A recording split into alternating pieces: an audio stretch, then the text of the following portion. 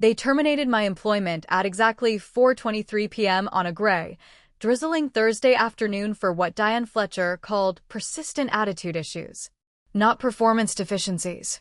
Not policy violations. Not misconduct of any measurable kind. Attitude issues. I had dedicated 17 years to Titan Strategic Solutions, beginning my career as a nervous entry-level data analyst and ascending, through sheer grit and sleepless nights, to the role of Executive Director of Client Relations.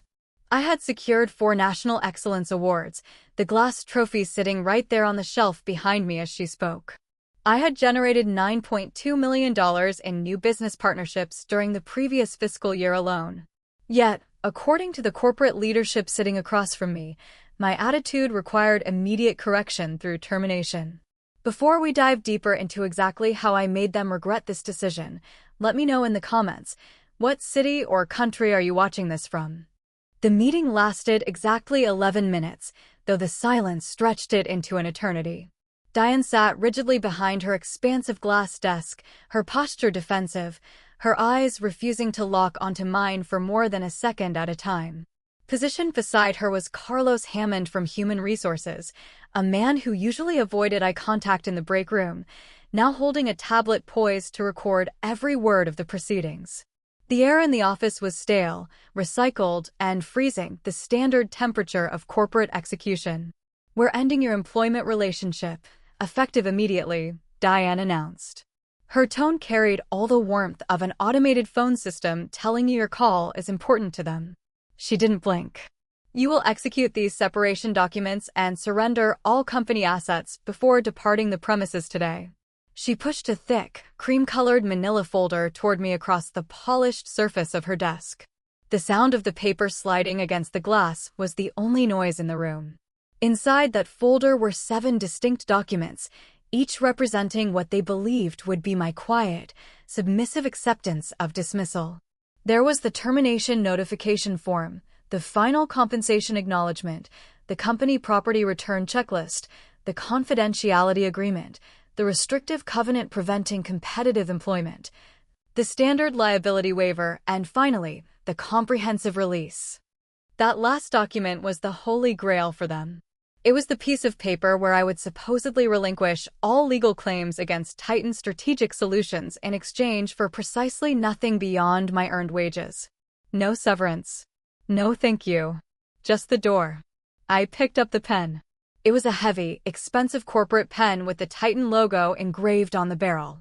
I examined each page with deliberate attention to detail. I could feel the tension radiating off them. Carlos shifted his position 3 times during my review, his chair creaking under the strain. Diane checked her phone twice, the screen lighting up her face, clearly expecting this process to conclude rapidly. They wanted me processed, packed, and removed before the executive floor cleared for the evening. They wanted me gone before I could speak with other department heads about what was actually transpiring behind closed doors. What neither of them understood, as they watched me turn the pages with agonizing slowness, was that I had been methodically preparing for exactly this scenario for 11 weeks. I knew this was coming. The writing had been on the wall ever since Jordan Ellis assumed the Chief Executive Officer position 3 months ago. He was a man who viewed spreadsheets as more important than people. In his first town hall meeting, he had essentially declared that anyone beyond 42 years old represented obsolete overhead requiring elimination. He used buzzwords like agility and refresh, but we all knew what he meant. He began recruiting 26-year-olds fresh from graduate programs, eager, malleable kids who would accept half my compensation and work double my hours without questioning his questionable strategic vision. I had seen the writing on the wall when I overheard him telling Diane during a budget meeting that my salary could be better allocated toward 5 junior associates who wouldn't challenge his authority or contradict his flawed market analysis.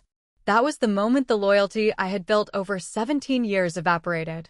That was the moment I took action. I had invested $11,500 of my own money consulting with an employment attorney named Helena Winters.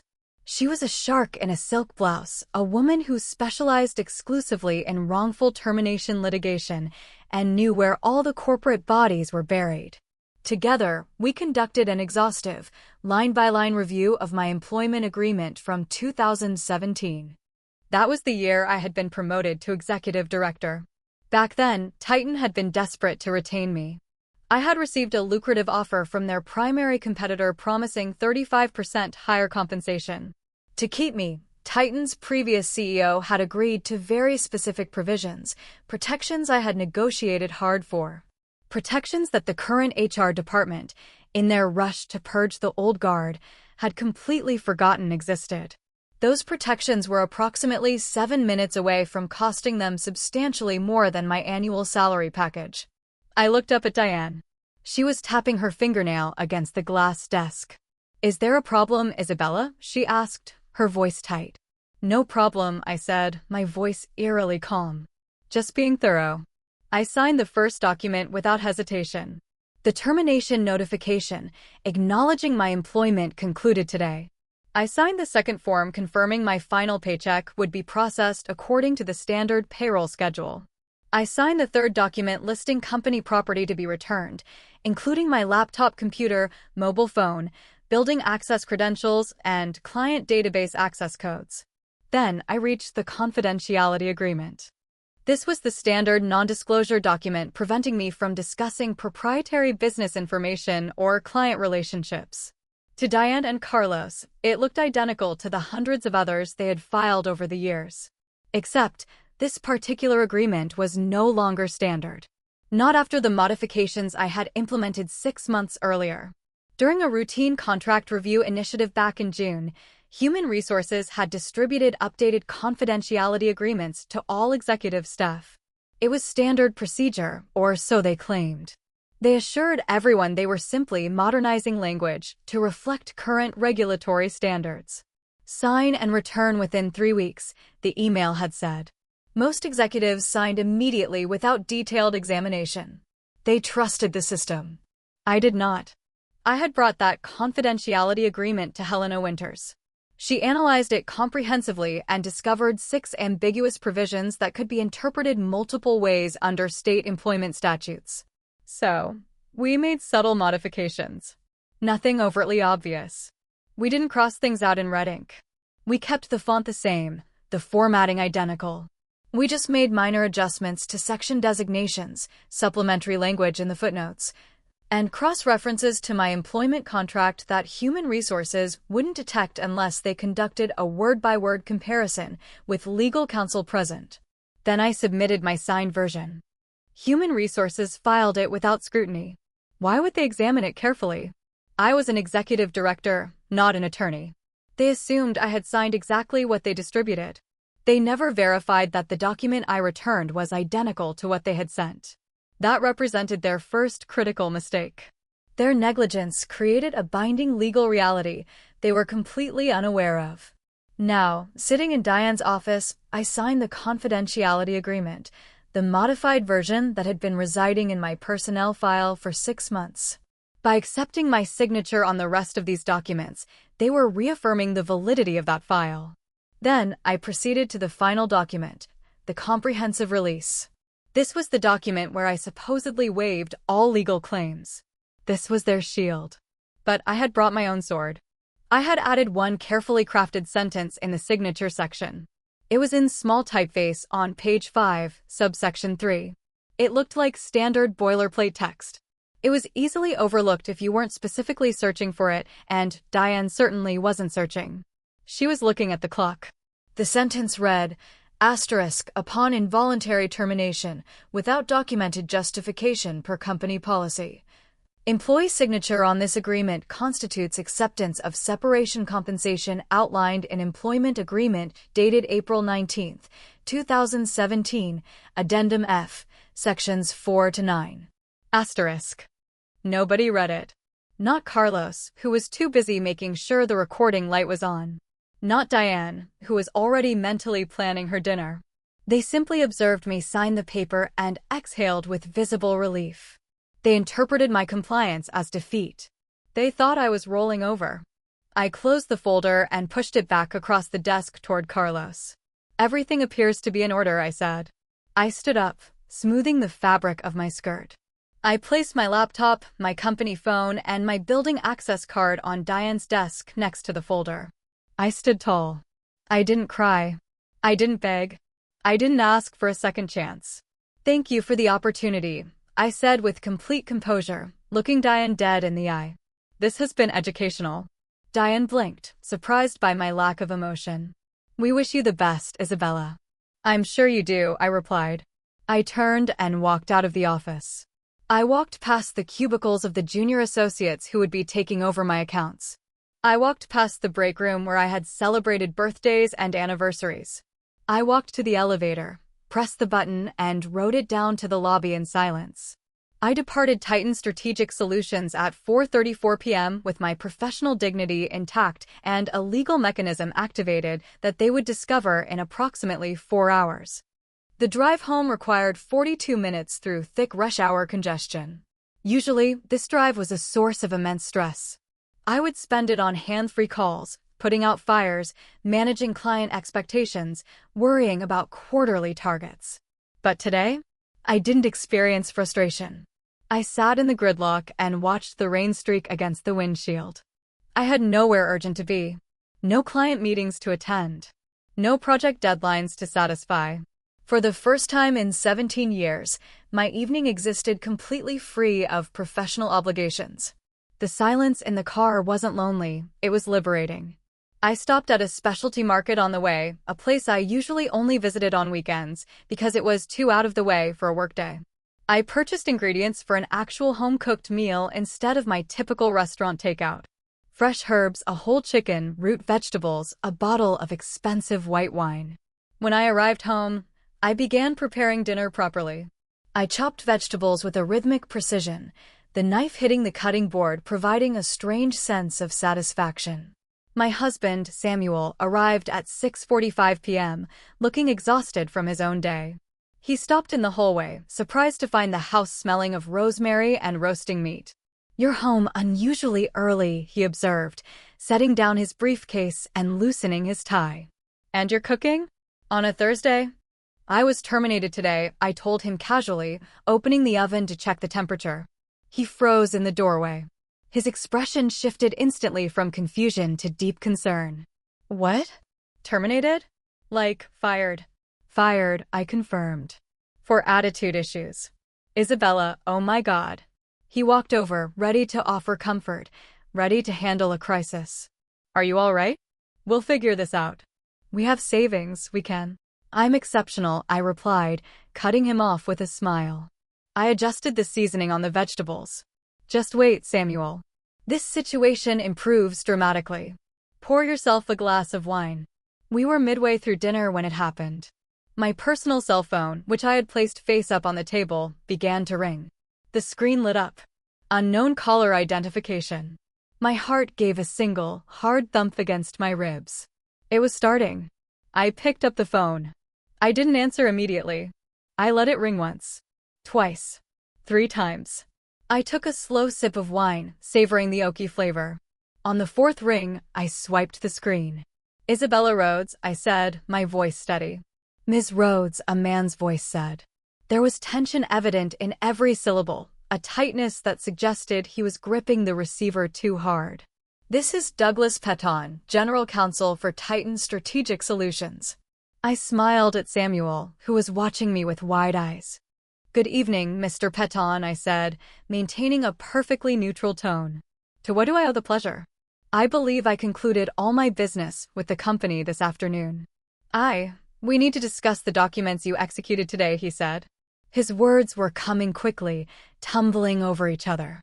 Specifically the termination paperwork. "The termination documents," I repeated, feigning innocence. "What about them?" "I signed everything Diane and Carlos gave me."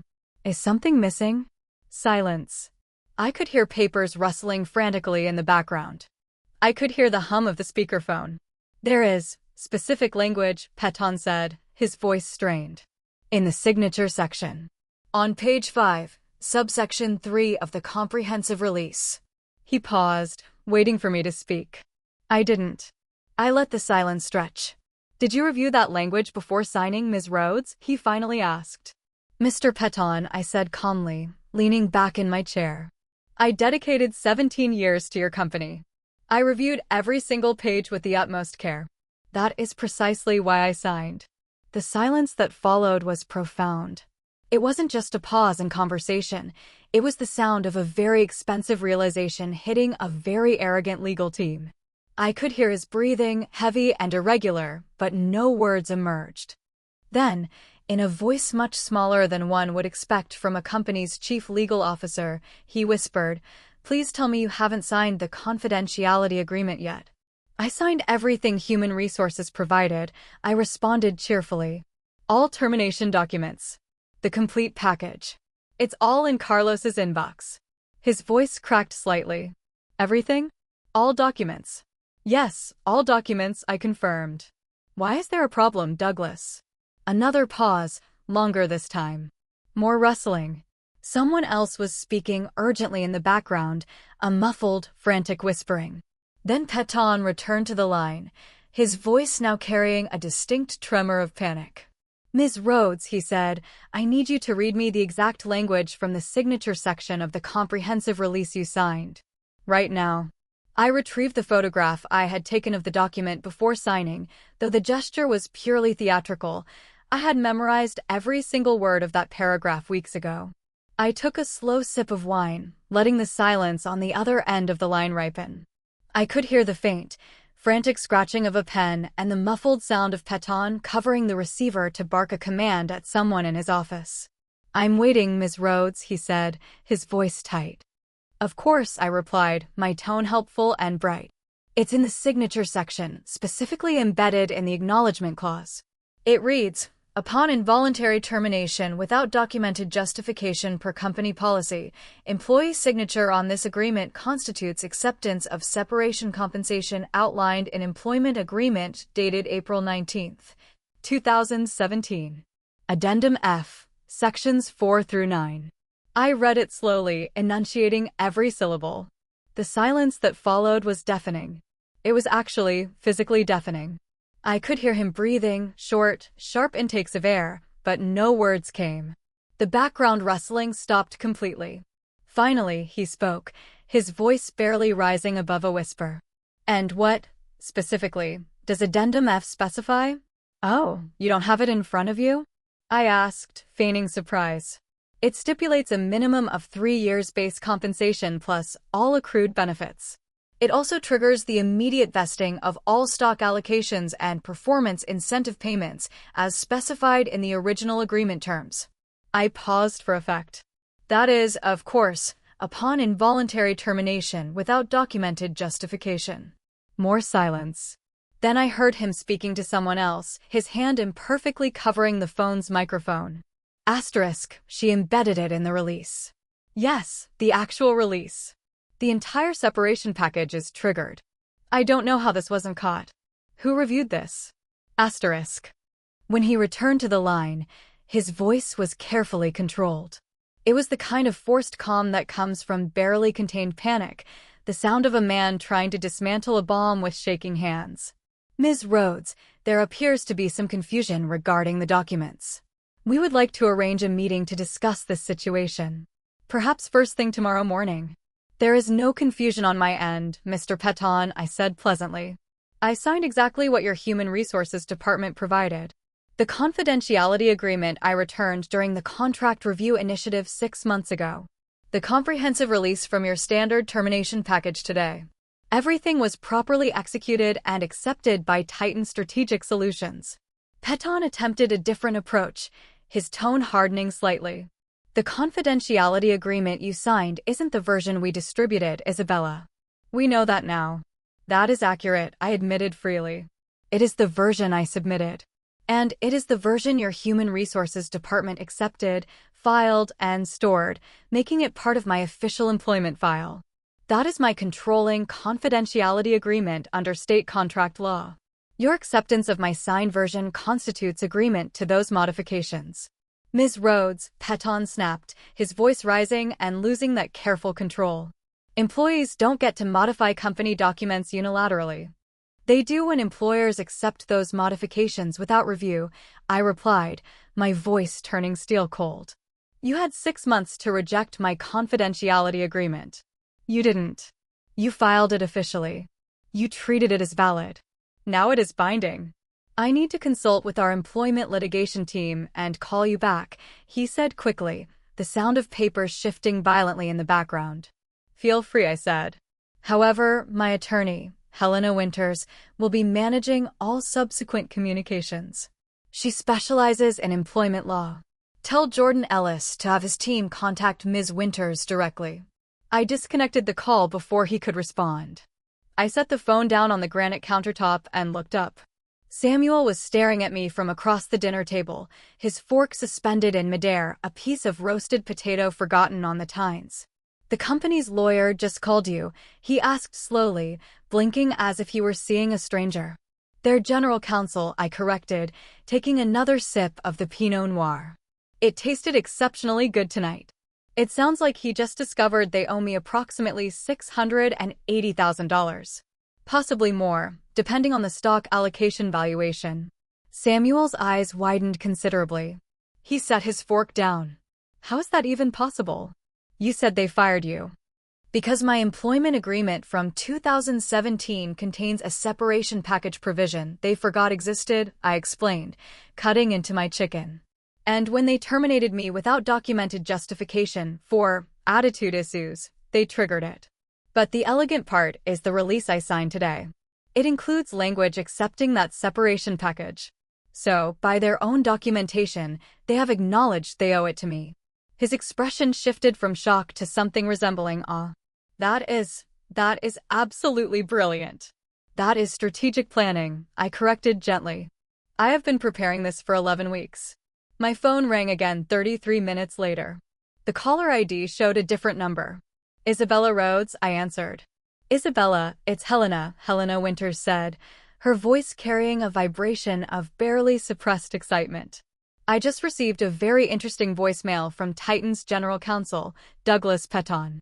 Apparently, they have discovered the modifications you made to the confidentiality agreement and the cross-reference in the comprehensive release.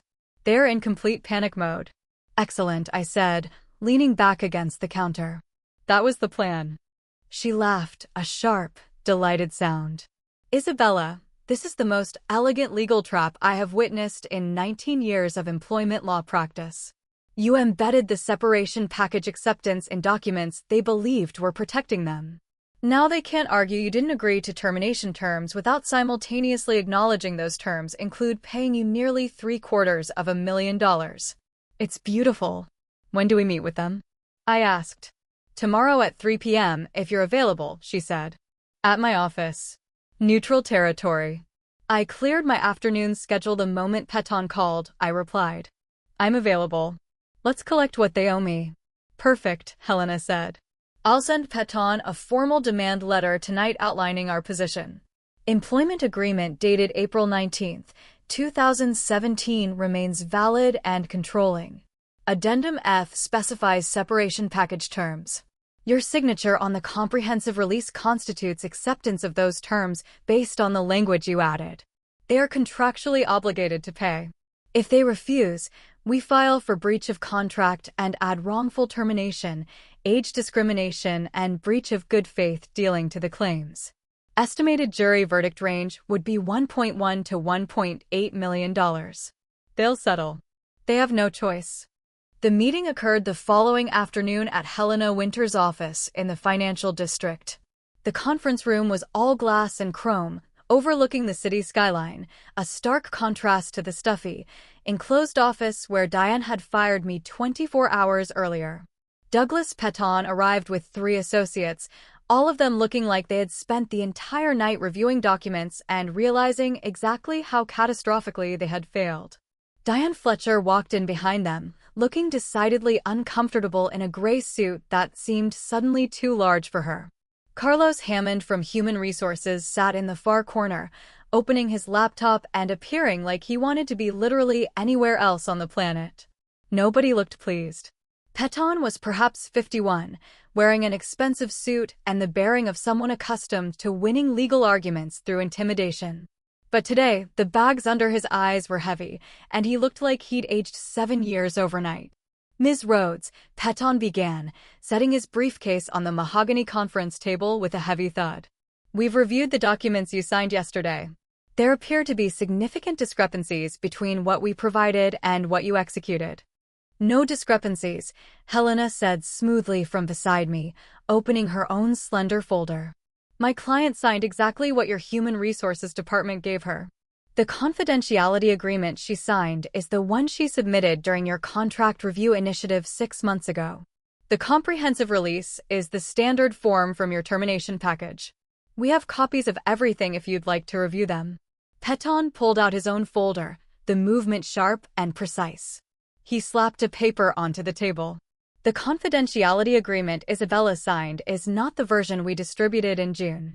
It contains additional language and modified section references. That is correct, Helena replied calmly, not even blinking. The confidentiality agreement Isabella submitted during the review cycle contained modifications. Your Human Resources Department accepted it, filed it in her personnel folder, made it the controlling confidentiality agreement, and made it the operative agreement governing her confidentiality obligations. If you had issues with the terms, you should have rejected her signature and required her to sign your version. You didn't. Under state contract law, acceptance of a modified document constitutes agreement to those modifications. That is not how corporate document procedures work. Peton snapped, his voice echoing off the glass walls. We distribute a standard form. Employees don't get to change it unilaterally. They do when the employer accepts the changes, Helena said, her tone still pleasant but increasingly firm. Look at your own process, Mr. Peton. You sent confidentiality agreements to executive staff, asked them to sign and return within 3 weeks. Isabella returned a signed document within that time frame. Your Human Resources Department accepted it without comparison to the original, filed it officially, and treated it as valid for 6 months. You cannot retroactively claim it as invalid because you didn't read it carefully. That is negligent document management, not fraudulent modification. Peton turned to Diane, his expression hard enough to cut glass. Did you review her confidentiality agreement when she submitted it? Diane looked miserable, her face pale. She wouldn't meet his eyes. No, she admitted quietly. We assumed executives would sign what we sent them. We didn't compare returned documents to originals. We just filed them. Helena smiled slightly, just a hint of a curl at the corners of her mouth. That is your problem, not Isabella's. Your inadequate administrative process created a valid, binding agreement with terms you didn't intend but nevertheless accepted. Now, let's discuss the comprehensive release. Peton pulled out another document, this one with aggressive yellow highlighting marking the relevant passage. The release clearly states that Ms. Rhodes waives all claims against Titan Strategic Solutions. It does, Helena agreed. It also clearly states in the signature section on page 5, subsection 3, that signing constitutes acceptance of the separation package outlined in her April 2017 employment agreement. You can't have it both ways, Mr. Peton. Either the entire document is valid, including the separation package acceptance, or the entire document is invalid, including the waiver of claims. Choose carefully. What separation package? Diane asked, looking genuinely confused. We never offered her severance. You didn't offer it voluntarily, Helena said, turning her gaze to Diane. But her employment agreement requires it. Helena pulled out a thick document, tabbed and highlighted in orange. April 19, 2017. Executive Director of Client Relations Employment Agreement between Isabella Rhodes and Titan Strategic Solutions. I am certain you have this in your files. Turn to Addendum F, Sections 4 through 9.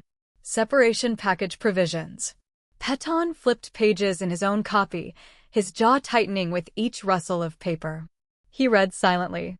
His face progressed from confused to appalled to tight-jawed fury in approximately 50 seconds.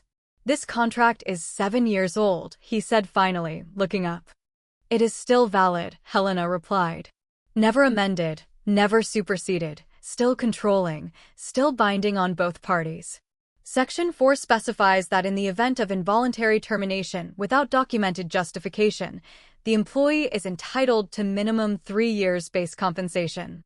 Section 5 specifies immediate vesting of all stock allocations regardless of vesting schedule.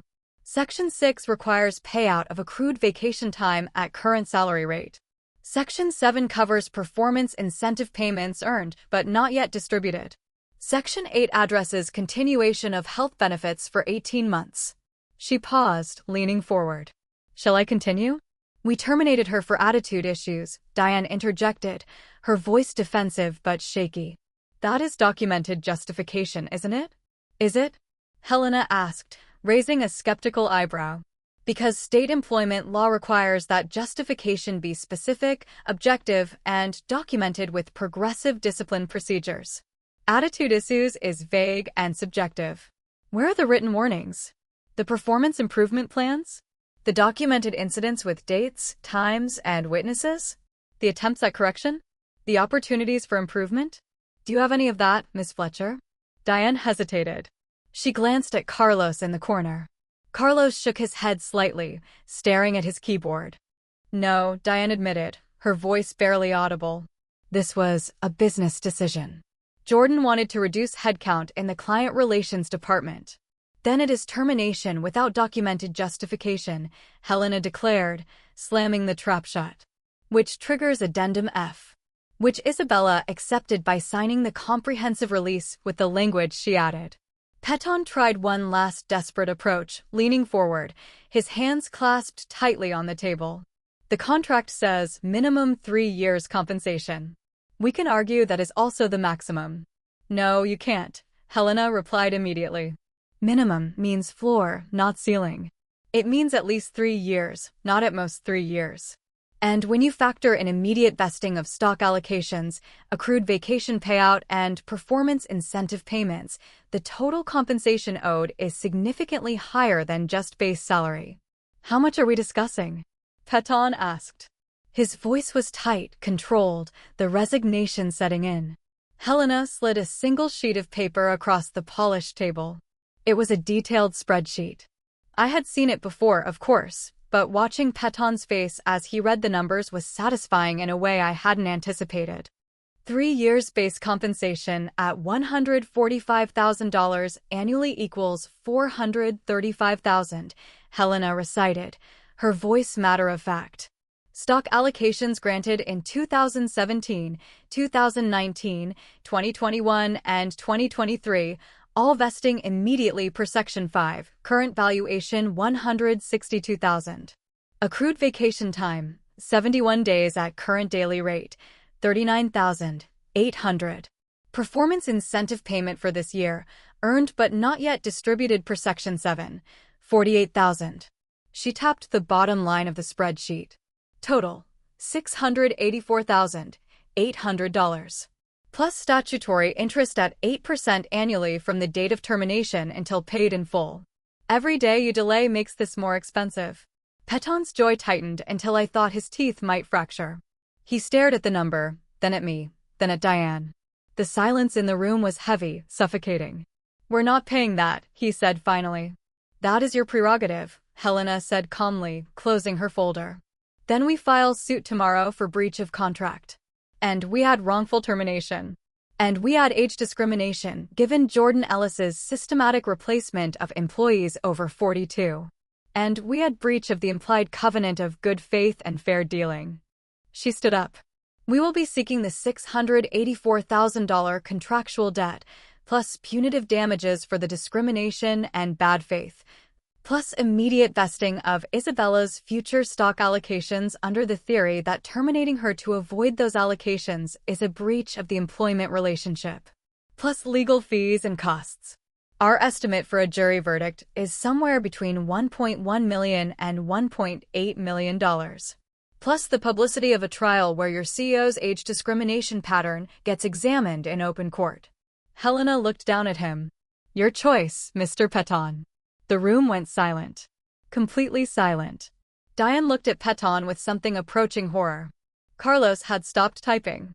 The associates whispered to each other urgently. Peton's expression was tight, controlled, but I could see the calculation happening behind his eyes. They had made catastrophic errors. They knew it. And fighting this would cost more than settling. Finally, Peton stood up, gathering his papers. "We need to discuss this internally." "Take your time," Helena said. "But know that state law requires payment of all wages owed within a specific time frame. The separation package qualifies as wages under the contract terms. You have 72 hours. After that, we file suit and this becomes public record. I'm sure Jordan Ellis would love explaining to your clients and investors why he's being sued for age discrimination and contract fraud." Peton didn't respond. He turned and walked out, his associates scrambling to keep up. Diane and Carlos followed, heads down, not making eye contact with anyone. The heavy glass door clicked shut behind them. Helena turned to me and grinned. "They're terrified." "I know," I said, feeling a weight lift off my shoulders that I hadn't realized I was carrying. Now we wait. The 72-hour deadline I had given Titan Strategic Solutions passed with a silence that was almost heavy. For 3 days, my phone remained quiet. No emails from Human Resources, no frantic calls from Douglas Peton, no couriers arriving with legal threats. Just silence. To the uninitiated, that silence might have felt like failure, like they were ignoring us. But to me, a veteran of high-stakes corporate negotiation, it smelled like panic. It was the sound of a boardroom on fire, of lawyers frantically tearing through 7 years of employment files, trying to find a loophole that simply didn't exist. I spent those days in a state of strange, calm suspension.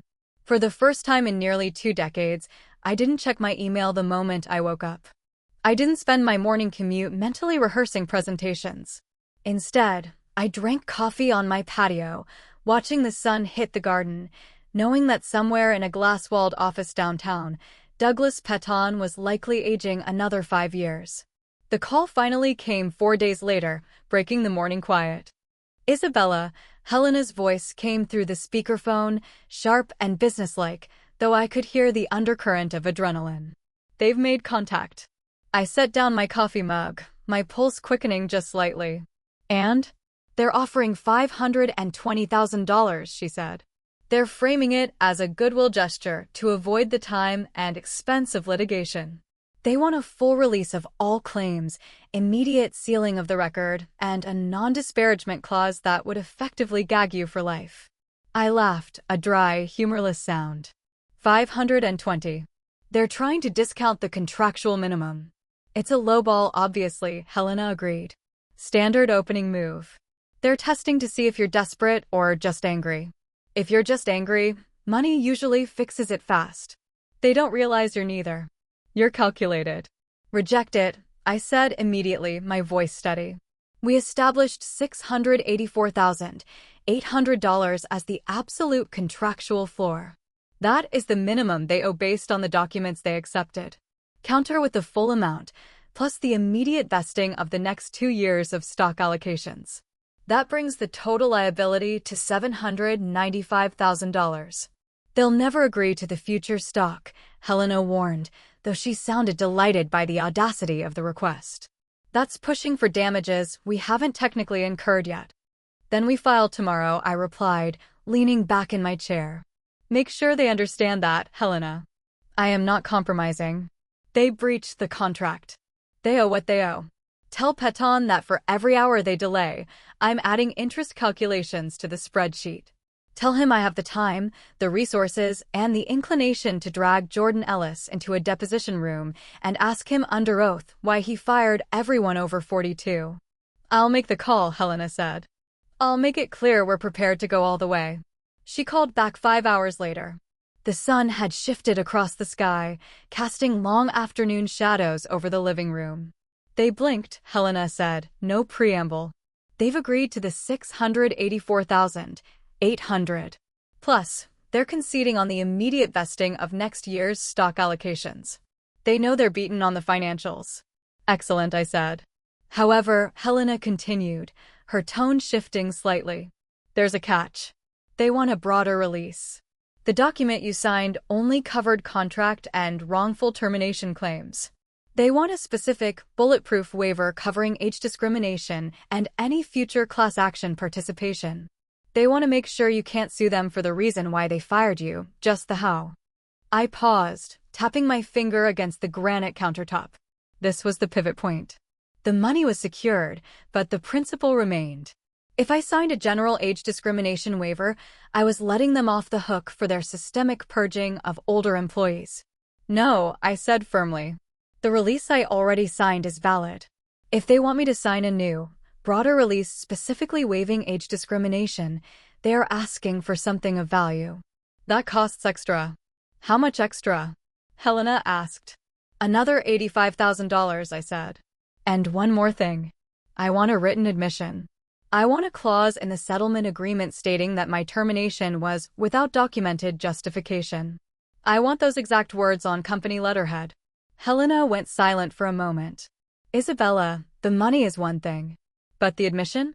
Corporate legal teams fight tooth and nail to avoid admitting fault. That's a smoking gun.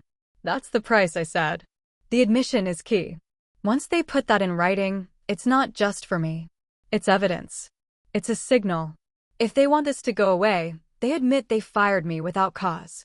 Otherwise, we see them in court, and the discovery phase will reveal that they didn't have cause for any of the directors they fired.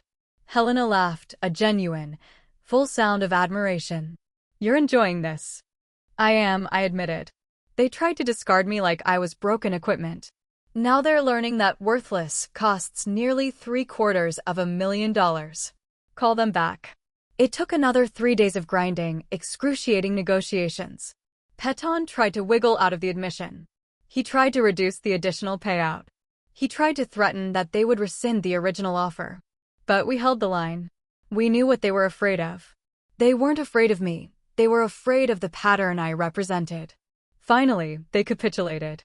The final settlement was $755,000. It included the written acknowledgement that my termination was without documented justification as required by Employment Agreement Addendum F. It included the immediate vesting of all stock allocations, including the next year's grants. It included the continuation of health benefits for 18 months and a neutral reference letter for future employment. When the check arrived via courier 2 weeks later, I held it in my hands. It was a heavy, stiff piece of paper. $755,000. After taxes and Helena's fees, I netted approximately $485,000. It was a life-changing amount of money for most people, a comfortable safety net for me. But as I looked at that check, standing in the hallway of the home I had worked so hard to maintain, I realized it wasn't really about the money. It was about the 17 years of loyalty that had meant absolutely nothing to Jordan Ellis. It was about the late nights, the missed anniversaries, the weekends spent responding to client crises, only to be told I had attitude issues the moment my salary became a budget line item they wanted to cut. It was about showing that employees with contracts have power if they understand what they signed. I didn't keep the victory to myself. Within 6 weeks of my settlement, 5 other former Titan employees contacted Helena Winters. They were all over 40, all terminated for vague reasons like culture fit or restructuring, and all of them had employment contracts containing similar separation package clauses they had negotiated years ago. They had been too afraid to fight, assuming the company held all the cards. But I had the written admission. I had the precedent. Helena took all 5 cases. She used my settlement, specifically the admission that Titan failed to document justification, as a battering ram. Within 9 months, Titan Strategic Solutions paid out another $1.3 million in settlements to avoid further litigation. The pattern was undeniable, and now it was expensive. The financial bleeding caught the attention of the one group Jordan Ellis couldn't intimidate, the shareholders. Titan's board started asking uncomfortable questions about why the company was hemorrhaging money in employment settlements. They asked why legal fees were skyrocketing. They asked why major clients were hearing rumors about a toxic culture and age discrimination lawsuits. Jordan tried to deflect. He blamed human resources for not catching the contract provisions. He blamed Douglas Peton and the legal team for not reviewing the documents properly. He tried to spin it as a necessary cost of modernization. But the board saw the ledger. His cost-cutting strategy had cost the company over $2 million in hard cash, not to mention the reputational damage that caused 4 major clients to move their accounts to competitors. 9 months after my termination, the news broke. Jordan Ellis was resigning to pursue other opportunities. The official press release was full of polite corporate fluff, thanking him for his service. The reality, whispered through the industry grapevine, was brutal. He had been asked to clear his desk and leave immediately. The board brought in new leadership, a CEO who actually valued institutional knowledge, someone who understood that you don't replace an executive director making $145,000 with 3 kids fresh out of school and expect the same results. As for me, I didn't rush back into the fray. I took 5 months off. I actually relaxed for the first time in 17 years. Samuel and I finally took that trip to New Zealand we'd been postponing for a decade. We hiked glaciers, drank wine in vineyards, and I didn't check my email once. I read books that had nothing to do with business strategy. I learned to make artisan bread from scratch, finding a strange satisfaction in the slow, deliberate process of kneading dough, so different from the frantic pace of corporate life. But eventually, the itch returned. Former clients started calling. They'd heard about my departure from Titan and the chaos that followed and wanted to know if I was available. They didn't care about my attitude. They cared about my results. Within 10 months, I had more projects than I could handle. I started my own firm, Road Strategic. I hired 4 of the directors Jordan Ellis had fired, all over 40, all incredibly talented, all grateful for the opportunity to work somewhere that respected their experience. Our first-year revenue was $590,000. By the second year, we hit $920,000. And we did it without office politics, without a toxic HR department, and without fear of some CEO deciding we were too expensive. The sweetest moment, however, wasn't the check or the business success. It happened 14 months later at an industry conference in Chicago. I was standing near the coffee station in the exhibition hall, reviewing a schedule, when I saw her. Diane Fletcher. She was still at Titan, but she looked like she had aged 10 years in the last 14 months. Her shoulders were slumped, her suit looked slightly disheveled, and she had the frantic, hunted look of someone constantly looking over their shoulder. She saw me across the room and froze. For a second, she looked like she might turn and run, pretending to be very interested in her phone. But I didn't let her off the hook. I walked over, my heels clicking confidently on the polished concrete floor. "Diane," I said pleasantly, stopping right in front of her. "It's been a while."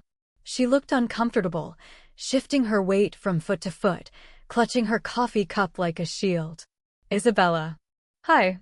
How is everything at Titan?" I asked, keeping my voice light, conversational. "Fine," she said, though her voice was tight. "Busy. You know how it is." "I heard Jordan Ellis resigned," I said. "The board thought it was time for a change?" She nodded stiffly, unable to meet my eyes. "Yes. There have been adjustments." "Funny how that works," I said, my tone sharpening just enough to cut through the noise of the conference hall. Fire people without proper documentation, and eventually, it catches up to you. "I hope you learned something from all this, Diane." She looked up then, her eyes defensive but tired. "I was just following orders, Isabella." "I know," I said softly. "But here's some free consulting advice. When human resources tells you to just file documents without reading them, maybe read them anyway. It could save the company a lot of money. And it might save your soul." I didn't wait for a response. I walked away, disappearing into the crowd, leaving her standing there with her lukewarm coffee and her regrets. Helena and I stayed in touch.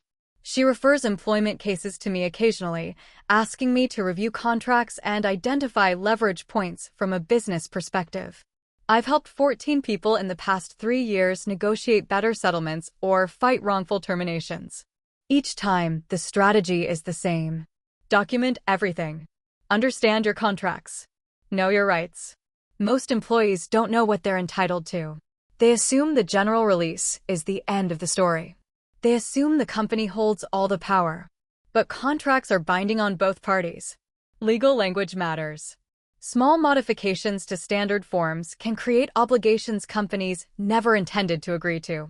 That phone call from Douglas Petton, that moment of silence when he realized he had lost, stays with me. It wasn't just the silence of a lawyer realizing he made a mistake. It was the sound of the power dynamic shifting. It was the sound of a massive, faceless corporation realizing that an individual had outmaneuvered them. They thought they could terminate me in an 11-minute meeting and erase 17 years of work. They thought I would sign their papers, take my box of personal items, and fade away. They never imagined that I had been preparing for 11 weeks. They never imagined that while they were plotting to cut costs, I was plotting to enforce the law. That Thursday afternoon meeting cost Titan Strategic Solutions almost $800,000. It cost the CEO his job. It destroyed their reputation. All because they assumed that I wouldn't read the fine print. All because they assumed I wouldn't fight back. I proved them wrong. And looking back, that silence on the phone, that was the sound of justice. And it was worth every single penny.